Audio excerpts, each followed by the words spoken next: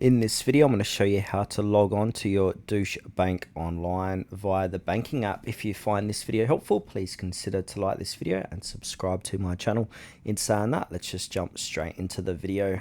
Okay, so before we start, you typically need your Deutsche Bank ID, user ID or customer ID, just depending on your country or your region for your banking setup, your password or PIN, and also you might need your branch account number plus PIN if you've got an older login setup, though the newer systems use the Deutsche Bank ID and password instead. So from here, what we need to do is go to a Play Store, and then from here do a search and type in Deutsche Bank.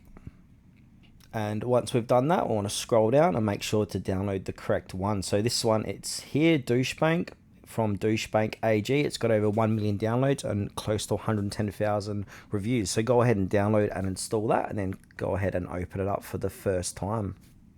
Then from here, you can have a read through the cookie settings and merge and consent. And then while using the location, allow that.